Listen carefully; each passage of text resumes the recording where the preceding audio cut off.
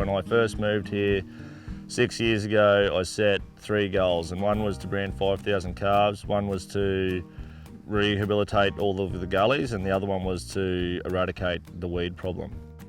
Grazing management is the number one. If you can't manage your grazing, there's no point in doing anything else. There was a long period there where we were conservatively set stocking and trying to control the weeds, but because of the conservatively set stocking, where the weeds are is where the best country is, so that's where all the cattle were all the time. So if we weren't able to manage those landscapes and remove the grazing pressure, we would have been able to clean up the weeds but not be able to keep it clean. So now that we're able to control the amount of mouths on there at periods of time, we can increase the ground cover and keep the weeds at bay. Grazing management should come first, and then weed management should come second. You can't do weed management without grazing management, in my opinion.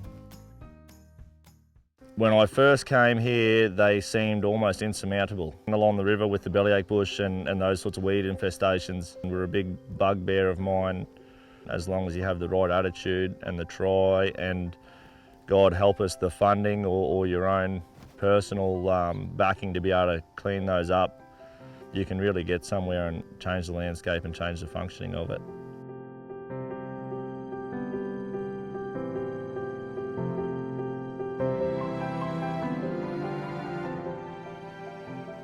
The 3 biggest contributors to my knowledge and ideas, I guess, would be Tropics through all of the extension that they do, and monitoring as well. So you get a lot of feedback on decisions that you've made where you normally wouldn't unless you were really strict at keeping your own monitoring, which I fall down in a little bit in that.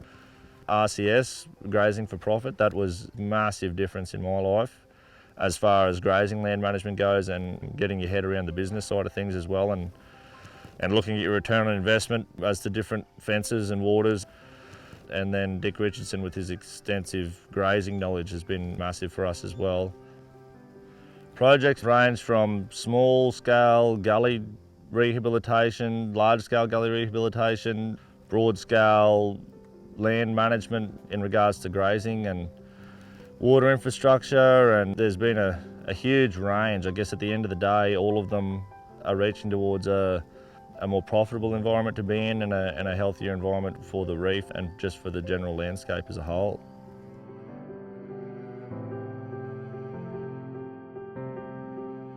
Gullies are ugly, especially when you've got big ones like what we've got. The financial inputs that has to go into them to rehabilitate them are too large for a grazier to take on. Your return on investment just wouldn't be there. And through works with Greening Australia and Tropics, we were able to do a lot of the gully rehabilitation work. There's still a little bit to go, but we were able to achieve a huge amount of work in that space.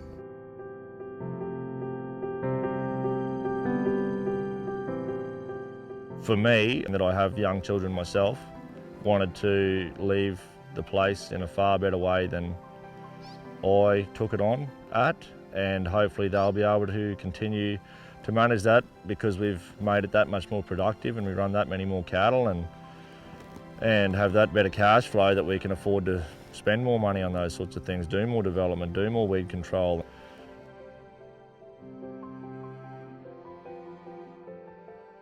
I can't see the finish line, really. I guess I set goals 5 years ago that I had to redo 2 years later because I'd already achieved those. And they seem so out of reach, and then all of a sudden they're there and you go, holy.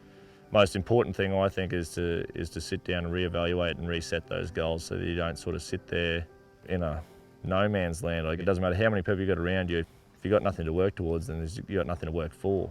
And just focusing on the things you do want, not focusing on what you don't want, I mean.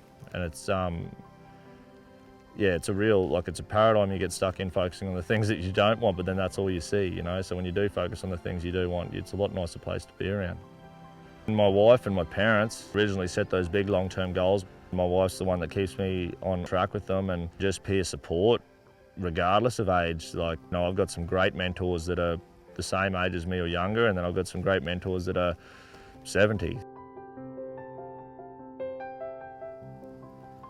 Low inputs, high outputs, watching the bottom line, I guess, would be the biggest thing. But I mean, you know, there's times where you got to go out and you got to spend a lot of money to get a return on it, and it's not looking at that return in that initial year. It's looking at that return 10 years down the track, and it's weighing up the risk. You know, we don't irrigate here, so you're always relying on a good season, but managing for the good and the bad times, and I guess that's where, you know, grazing management is paramount.